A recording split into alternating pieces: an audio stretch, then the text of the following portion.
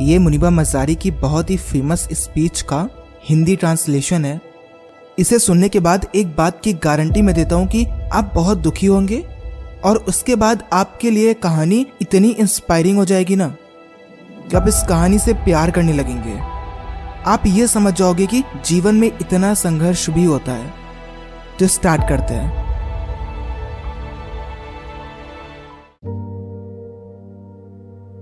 सब मेरी डिसेबिलिटी देखते हैं, मैं अपनी एबिलिटी देखती हूँ। सब मुझे डिसेबल्ड बोलते हैं, मैं खुद को डिफरेंटली एबल्ड बोलती हूँ। आपके जीवन में कुछ दुर्घटनाएं होती हैं और वो घटनाएं आपको तोड़ती हैं, परेशान करती हैं, पर वो आपको बेस्ट बना देती हैं। और यही सेम चीज मेरे साथ भी हुई। मैं 18 साल की थी जब मेरी शादी हो गई। मेरे पिताजी चाहते थे कि मेरी शादी हो जाए और मैंने उस वक्त यही कहा कि अगर इससे आपको खुशी मिलती है तो मैं ये करूंगी। और हाँ, ये कभी भी एक हैप्पी मैरिज नहीं थी। शादी के लगभग 2 साल बाद ही मेरा कार एक्सीडेंट हो गया। किसी वजह से मेरे पति को नींद आ गई और कार गड्ढे में जा गिरी। उन्होंने कार से बाहर कूदकर खुद को बचाया। मैं उनके लिए बहुत खुश हूं, पर मैं कार के अंदर रह गई और मैंने बहुत सारी इंजरीज को सस्टेन किया। लिस्ट बहुत लंबी है, डर मत जाना। मेरी कलाई फ्रैक्चर्ड थी, कंधे की हड्डी और कॉलर बोन फ्रैक्चर थी। मेरा पूरा रिब केस फ्रैक्चर था और रिब केस की इंजरी की वजह से मेरे लंग्स और लीवर भी बुरी तरह इंजर्ड थे।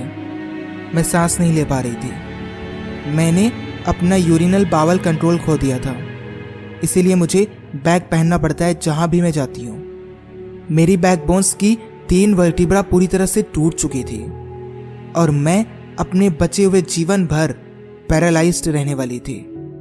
मैं उसके बाद एक हॉस्पिटल पहुंची जहां मैं लगभग 2.5 महीने रही। मेरी कई सारी सर्जरीज हुई। एक दिन डॉक्टर मेरे पास आए और उन्होंने कहा, मैंने सुना है कि तुम एक आर्टिस्ट बनना चाहती थी, पर तुम एक हाउसवाइफ बन गई थी। मेरे पास तुम्हारे लिए एक बुरी खबर है, तुम दोबारा पेंट नहीं कर सकोगी क्योंकि तुम्हारी रिस्ट और आर्म पूरी तरह से डिफॉर्म हो चुकी है और तुम कभी भी पेन नहीं पकड़ सकोगी।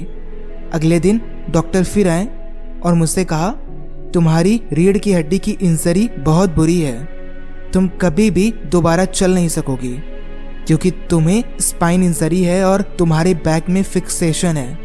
तुम कभी भी किसी बच्चे को जन्म नहीं दे पाओगी। उस दिन मैं बर्बाद हो गई। मैंने अपनी माँ से पूछा, मैं ही क्यों? और तब से मैंने अपने वजूद पर क्वेश्चन करना शुरू कर दिया कि मैं जिंदा ही क्यों हूं। और तब मैंने ये महसूस किया कि शब्दों में भी आपको आराम देने की ताकत होती है।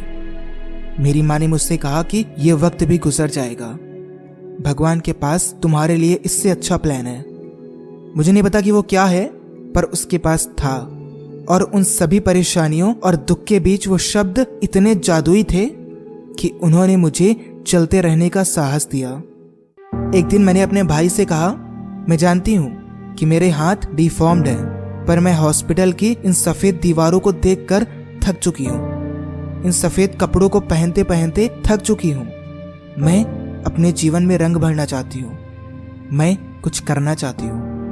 मुझे कुछ कलर्स दो, मुझे कोई छोटा सा कैनवस दो, मैं पेंट करना चाहती हूँ। तो उसके बाद पहली पेंटिंग जो मैंने बनाई थी वो थी ऑन माई डेथ बेड, जहाँ पर मैंने पहली बार पेंट किया। वो केवल आर्ट का एक पीस जो मेरा पैशन नहीं था, वो मेरी थेरेपी थी। और उसके बाद मैं डिस्चार्ज हुई और मैं घर वापस गई। और जब मैं घर गई तो मैंने रियलाइज़ किया कि मेरे पीछे शरीर में कई सारे अल्सर्स हो गए हैं और मैं बैठ भी नहीं सकती थी। मेरे पूरे शरीर में कई सारे इन्फेक्शंस थे, कई सारी एलर्जीज थी। तो डॉक्टर्स चाहते थे कि मैं बेड पर सीधा सीधा लेटूं। 6 महीने के लिए नहीं, 1 साल के लिए भी नहीं, 2 साल के लिए मैं बेड पर लेटी रही, उसी एक कमरे में बंद, खिड़की से बाहर देखते हुए, चिड़ियों की आवाज़ को सुनते हुए और ये सोचते हुए कि एक दिन ऐसा वक्त आएगा जब मैं बाहर जाऊंगी अपने परिवार के साथ और मौज मस्ती करूंगी। ये वो वक्त था जब मैंने रियलाइज किया कि लोग कितने किस्मत वाले होते हैं। उस समय ये मैंने महसूस किया कि जब मैं बैठना शुरू कर दूंगी मैं इस दर्द को सबको बताऊंगी, उन्हें ये महसूस कराने के लिए कि वो कितने किस्मत वाले हैं और वो खुद को लकी मानते ही नहीं है। उस दिन मैंने डिसाइड किया कि मैं अपने डर से लड़ने वाली हूँ। हम सभी के अंदर डर होते हैं, अनजाना डर, लोगों को खोने का डर, स्वास्थ्य, पैसा खोने का डर। हम अपने करियर में आगे बढ़ना चाहते हैं, हम प्रसिद्ध होना चाहते हैं, हम और पैसा चाहते हैं। हम हर वक्त डरे होते हैं। तो मैंने लिखना शुरू किया एक एक करके उन सभी डर को, और मैंने डिसाइड किया कि मैं इन सभी डर से बाहर निकल कर आऊंगी। आपको पता है मेरा सबसे बड़ा डर कौन सा था? डिवोर्स। मैं उस इंसान के पीछे पड़ी थी जो मेरे साथ रहना भी नहीं चाहता था, पर मैंने कहा कि नहीं, मुझे इस रिश्ते को चलाना होगा।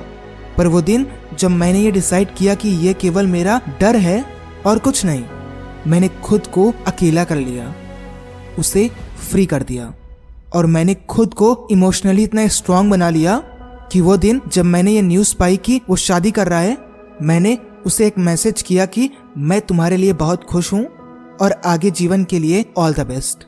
और वो जानता है कि मैं आज भी उसके लिए दुआएं मांगती हूँ।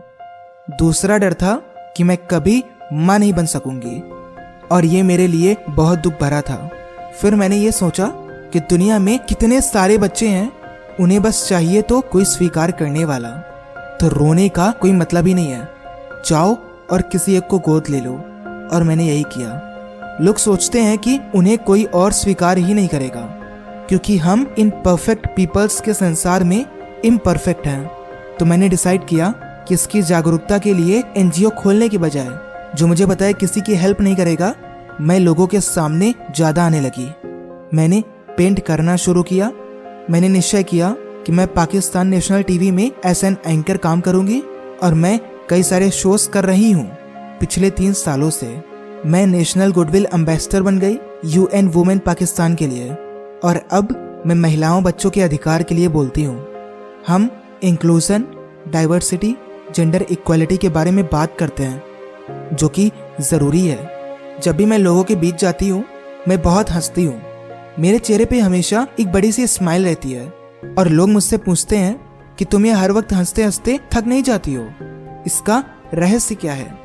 मैं हमेशा एक बात कहती हूँ, मैंने उन चीज़ों के बारे में सोचना बंद कर दिया है जो मैं खो चुकी हूँ। वो लोग जिन्हें मैं खो चुकी हूँ, लोग और चीज़ें जो मेरे साथ होनी चाहिए वो मेरे साथ हैं।